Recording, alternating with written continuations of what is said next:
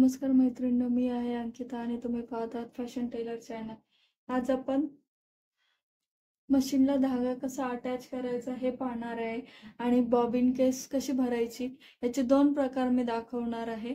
सर्वप्रथम आपण बॉबिन केस भरण्याचे प्रकार पाहूया। पहिली प्रकार आहे हा।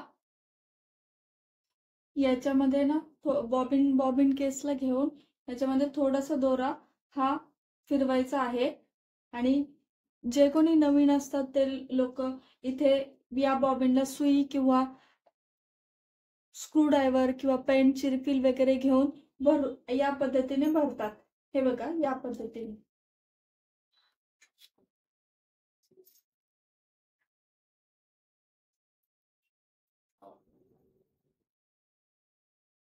ह्या एक पद्धतीने आपण भरू शकतो।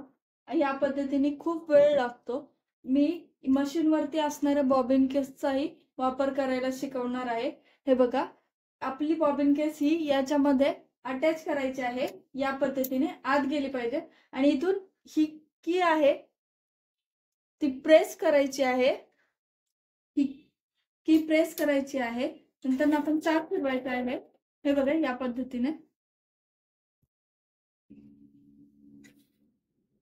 या पद्धतीने आपण बॉबिन केस पण भरू शकतो। या पद्धतीने खूप सोपा वेळ आहे। आपल्याला रिफिलची वगैरे कशाची गरज पडणार नाहीये आणि खूप फास्ट भरली जाते। फक्त आपल्याला धाग्याला या साईडनी आणि या साईडनी मूव्ह करत राहायचं आहे या पद्धतीने।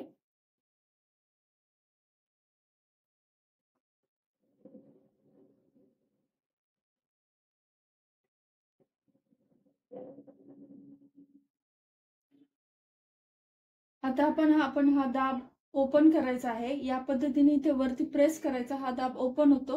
आपली बॉबिन केस काढून घ्यायची आहे आणि दोरा कट करून घ्यायचा आहे। आता आपल्याला बॉबिन केस मध्ये बॉबिन लावायची आहे। हे बघा, या पद्धतीने पहिली बॉबिन आतमध्ये टाकायची आहे। धागा आपण थोडासा बाहेर ठेवायचा आहे आणि या पद्धतीने त्याला टर्न करून घ्यायचा आहे बॉबिन केस मध्ये आणि बघायचं आहे बॉबिन आपली फिरतीये का। या पद्धतीने आपली बॉबिन फिरत असेल, आपण खालच्या साईडने बॉबिनला अटॅच करून घेऊया। बॉबिन केस लावताना बॉबिन पूर्ण गेली का नाही याच्यावरती एक असा कटकन आवाज येतो। जर तो आवाज आला नाही तर समजायचं आपली बॉबिन केस व्यवस्थित लागली नाहीये। जर आवाज आला तर समजायचं की आपली बॉबिन केस व्यवस्थित लागलेली आहे। आता आपण शिलाई मशीनला धागा कसं जॉईन लावायचा हे पाहणार आहोत। सर्वप्रथम इथे एक होल असतं। सर्व मशीनला असे याच पद्धतीची एक पद्धत असते। सेम मॉडेल वेगळे असले तरी पद्धत हीच राहते आणि इथून आपण धाग्याला या पद्धतीने वरती काढायचं आहे। नंतर ना याच्यामध्ये मधून बाहेर काढायचं आहे। इथे आतमध्ये घालायचं आहे धाग्याला आणि आता सुईमधून बाहेर काढायचं आहे। काही मशीनला सुईमधून धागा काढताना फ्रंट साइडने असते आणि फुल शटरच्या मशीनला हे या साइडने असते।